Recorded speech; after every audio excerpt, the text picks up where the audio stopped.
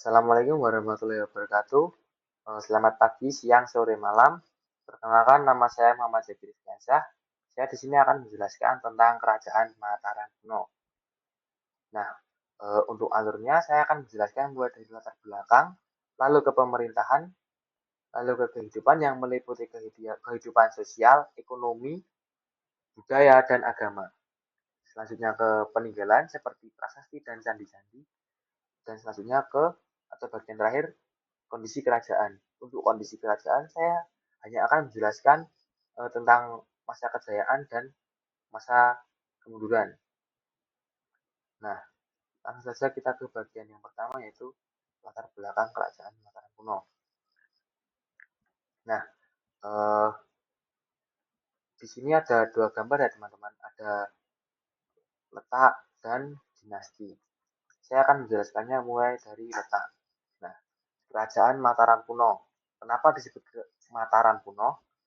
Karena berdiri di atas tanah yang bernama Mataram atau saat itu disebut Bumi Mataram yang saat ini eh, yaitu Yogyakarta dan sekitarnya. Kerajaan Mataram kuno ini eksis atau berdiri sekitar abad 8 Masehi sampai abad 11 Masehi, teman-teman. Ada juga yang mempercayainya berdirinya itu tahun 732 karena mengacu pada suatu prasasti. Dan juga ada yang mempercayai bahwa kerajaan ini berdiri pada tahun 716 Masehi karena mengacu pada salah satu kalender yang bernama kalender Sanjaya atau yang nama aslinya itu Wangsa Sanjaya, yang dimana tahun pertama kalender tersebut adalah tahun 716 Masehi. Nah, untuk pendiri dari kerajaan Mataram kuno ini adalah Raja Sanjaya. Eh, Beliau sebelumnya juga menjadi raja di kerajaan Galuh yang terus memperluas wilayahnya eh, sampai ke wilayah kerajaan Kalingga Selatan juga, teman-teman. Hebat banget itu. Terus beliau setelah memperluas wilayahnya lalu memberi nama wilayahnya dengan wilayah Medang atau kerajaan Mataram kuno. Setelah mendirikan kerajaan Medang, beliau mendapat gelar yaitu Rakai Mataram Sang Ratu Sanjaya. Nah, selanjutnya saya akan menjelaskan tentang dinasti. Di sini ada 3 dinasti ya teman-teman. Yang pertama ada dinasti Sanjaya. Dinasti Sanjaya ini didirikan oleh Raja Sanjaya yang beraliran Hindu Siwa. Selanjutnya ada dinasti Shailendra. Dinasti Shailendra ini sebetulnya tidak berasal dari dalam kerajaan Mataram kuno, tetapi dari luar kerajaan Mataram kuno, dari kerajaan lain, teman-teman. Ini dibawa oleh seseorang yang ada hubungannya dengan kerajaan Sriwijaya yang beraliran Buddha, sehingga dinasti Shailendra ini memiliki aliran Buddha Mahayana. Selanjutnya dinasti Isyana. Dinasti ini digagas atau didirikan atau dibuat oleh Empu Sindok. Beliau adalah orang yang memindahkan pusat pemerintahan kerajaan Mataram kuno dari Jawa Tengah ke Jawa Timur, teman-teman. Nah, jika kita lihat di letak atau di peta ini ada yang warnanya oranye ini adalah daerah kerajaan Mataram kuno, teman-teman. Yang ini Jawa Tengah dan yang ini Jawa Timur. Nah, jadi dulu pusat pemerintahannya itu sempat berpindah, teman-teman, karena suatu bencana yang nanti akan saya jelaskan di faktor kemunduran kerajaan Mataram kuno, teman-teman. Nah, lanjut ke pemerintahan. Nah, untuk pemerintahan ini yang akan saya bahas hanya 4 raja, teman-teman. Tetapi sebetulnya di kerajaan Mataram kuno ini rajanya tidak hanya 4 ini ya, ada belasan lah, banyak. Nah, yang pertama ada Raja Sanjaya. Beliau adalah pendiri dari Wangsa Sanjaya sekaligus pendiri kerajaan Mataram kuno seperti yang saya sebutkan di awal tadi. Dan beliau menjabat dari tahun 716 Masehi sampai tahun 746 Masehi. Ya, kalau dihitung sekitar 30 tahun, teman-teman. Nah, Raja Sanjaya ini adalah raja pertama dari Wangsa Sanjaya yang merupakan dinasti Hindu Siwa. di Kerajaan Mataram kuno. Nah, yang kedua ada Raja Samaratungga.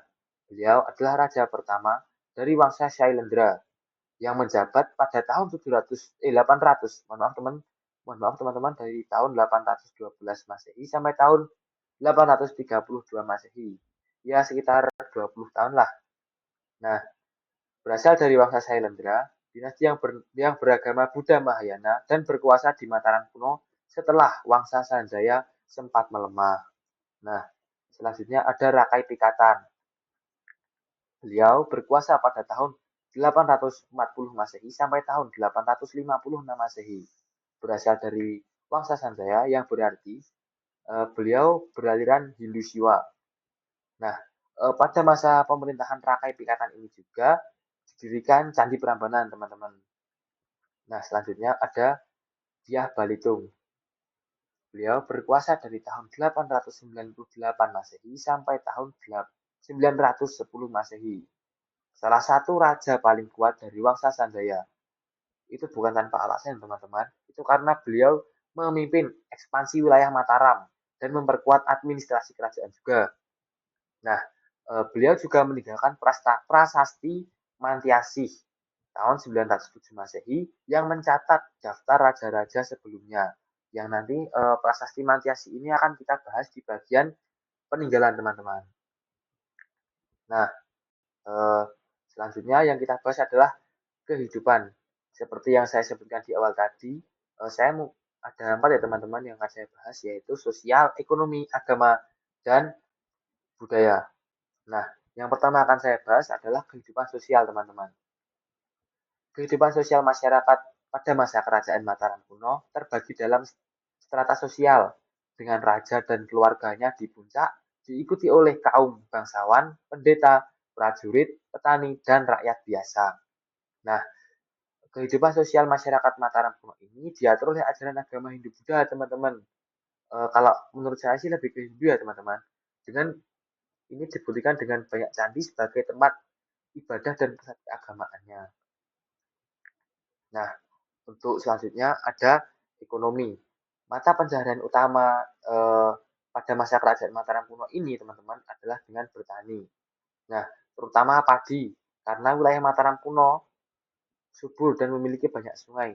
Seperti di awal tadi dapat kita lihat petanya itu dilewati oleh Ring of Fire, teman-teman, dan juga banyak dilewati oleh sungai-sungai, sehingga menjadikan Mataram kuno itu sebagai wilayah yang subur dan uh, agrarisnya majulah, teman-teman. Itu selain pertanian ada juga perdagangan.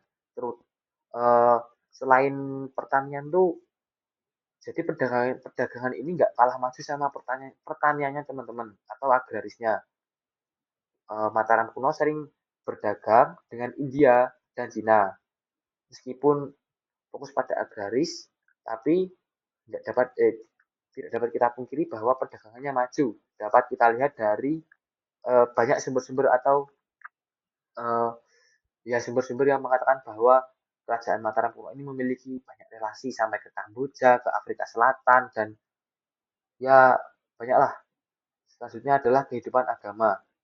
Nah, eh, setiap dinasti itu memiliki enggak setiap dinasti sih, teman-teman. Dinasti Sanjaya dan dinasti Syailendra ini memiliki apa ya? Dua kepercayaan yang berbeda, ada dua agama yang berbeda. Nah, yang dinasti Sanjaya ini lebih condong ke Hindu Siwa. Ya, karena sesuai sama Raja Sanjaya tadi ya, teman-teman, pendirinya yang menganut kepercayaan Hindu Siwa. Sedangkan dinasti Shailendra lebih ke Buddha Mahayana karena dinasti Shailendra ini tidak berasal dari dalam kerajaan Mataram kuno ini, teman-teman, tetapi berasal dari luar, kerajaan Sriwijaya lebih tepatnya, yang menganut kepercayaan Buddha Mahayana seperti itu. Nah, ini dibuktikan dengan banyak candi megah yang dibangun seperti Borobudur yang bercorak Buddha yang dibangun oleh dinasti Shailendra dan Prambanan yang bercorak Hindu yang dibangun oleh dinasti Sanjaya. Seperti itu, teman-teman. Nah, untuk selanjutnya yang akan saya bahas adalah di kehidupan budayanya. Teman-teman, untuk di kehidupan budaya ini, saya membahasnya dari sudut pandang, dari segi arsitekturnya di candi-candi besarnya, teman-teman. Nah, seperti yang kita lihat ya teman-teman, arsitektur pada zaman itu tuh sudah maju gitu loh. Dapat kita lihat dari candi-candinya, ukiran-ukirannya, dari ya itulah. Karena itu kalau saya amati ya, ukiran-ukirannya tuh kayak apa? Menggambarkan tentang budaya kerajaan Mataram kuno pada masa itu gitu. Nah, selanjutnya teknologi pembuatan batu bata dan batu andesit digunakan dalam pembuatan candi. Itu membuktikan bahwa eh, teknik pahat itu sudah berkembang dari kerajaan Mataram kuno, teman-teman. Kita lihat dapat kita lihat sih dari candi-candinya itu ukirannya tuh sangat detail, teman-teman, dan susah sih kalau ditiru. Nah, ini yang agak menarik, teman-teman, yaitu sistem kalender dan astronomi juga digunakan untuk menentukan waktu upacara keagamaan dan pertanian. Nah, seperti yang saya sebutkan di awal tadi ya teman-teman, bahwa ada yang menganggap kerajaan Mataram kuno itu berdiri pada tahun 716 karena eh, menganut pada Wangsa Sanjaya atau kalender Sanjaya. Yang tahun pertamanya adalah tahun 716. Jadi ada juga beberapa sumber yang menyebutkan bahwa kerajaan Mataram kuno ini berdiri pada tahun 716. Itu teman-teman. Kita lanjut teman-teman ke peninggalan. Nah, sebenarnya peninggalannya tuh nggak cuman candi-candi sama prasasti ya teman-teman, tapi ya banyak lah. Untuk candi nggak cuma dua ini, tapi ada banyak. Tapi saya hanya berfokus kepada dua candi ini yang menurut saya ini paling terkenal lah. Yang pertama ada Candi Borobudur. Yang Candi Borobudur ini bercorak Buddha Mahayana, yang merupakan candi terbesar, candi Buddha terbesar di dunia, yang pastinya berdiri pada masa pemerintahan dinasti Sailendra atau Wangsa Sailendra. Nah, yang selanjutnya Candi Prambanan. Candi ini bercorak Hindu Siwa yang didirikan pada masa pemerintahan Rakai Rakai Pikatan. Nah, selanjutnya kita bahas tentang prasasti. Yang pertama ada, mohon maaf teman-teman, ada prasasti Mantiasi. Prasasti Mantiasi ini, eh, nah, seperti yang saya sebutkan tadi ya teman-teman, prasasti Mantiasi ini ada pada zaman kerajaan yang saat dipimpin oleh Dyah Balitung yang mencatat raja-raja kerajaan Mataram kuno sebelum Dyah Balitung ini menjabat. Nah, selanjutnya ada Prasasti Canggal. Prasasti Canggal ini eh, ada sejak tahun 732 Masehi, yang itu menjadi acuan beberapa sumber sejarah yang menganggap bahwa kerajaan Mataram kuno ini berdiri pada tahun 732 Masehi sesuai dengan prasasti Canggal ini. Nah, selanjutnya ada prasasti Ratu Boko, teman-teman. Untuk prasasti Ratu Boko ini, nah untuk prasasti Ratu Boko ini terbuat dari batu andesit pada tahun 792 Masehi dan ditulis dengan huruf Pranagari. Prasasti ini mencatat keterangan penting tentang pendirian Abaya Giri Wihara oleh Rakai Panangkaran. Kata Abaya memiliki arti damai, sedangkan Giri memiliki arti gunung atau bukit. Nah, selanjutnya kita akan membahas tentang kondisi kerajaan. Seperti yang saya sebutkan di awal tadi ya teman-teman, untuk kondisi kerajaan, saya hanya akan membahas tentang masa kejayaan dan masa kemundurannya. Nah, untuk masa kejayaan, pada masa pemerintahan Rakai Pikatan, Mataram kuno mencapai puncak kejayaannya. Dinasti Sanjaya berperan dalam membangun struktur keagamaan Hindu dan Buddha yang saling berdampingan. Nah, keberhasilan dalam bidang militer dan ekspansi wilayah juga terlihat pada masa Rakal Watukura Dyah Balitung, yang merupakan seperti yang saya sebutkan di awal tadi, Dyah Balitung adalah salah satu raja terkuat dari Wangsa Sanjaya. Nah, sebenarnya ini ada hubungan dengan sila Pancasila ya teman-teman. Kalau kita lihat di sini struktur keagamaan Hindu dan Buddha yang saling berdampingan, seperti kebebasan memeluk agama yang tercantum pada sila pertama Pancasila, yaitu ketuhanan yang Maha Esa dan hidup yang saling berdampingan. Seperti yang ini mencerminkan persatuan yang tercantum pada sila ketiga Pancasila. Nah, selanjutnya ada masa kemunduran, teman-teman. Masa kemunduran kerajaan Mataram kuno itu bermula pada masa pemerintahan Dyah Wawa Setelah peristiwa bencana alam yang menghancurkan pusat pemerintahan, Empu Sindok memindahkan pusat kerajaan ke Jawa Timur dan mendirikan Wangsa Isyana yang menandai berakhirnya era kerajaan Mataram Kuno juga, teman-teman.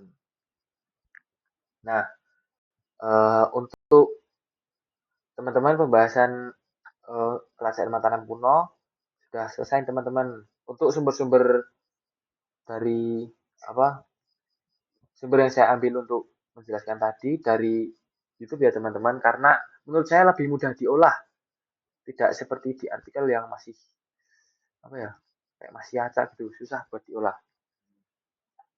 Dan terima kasih ya, teman-teman. Mohon maaf jika ada kesalahan tentang apa yang saya sampaikan atau ada kekurangan. Terima kasih. Wassalamualaikum warahmatullahi wabarakatuh.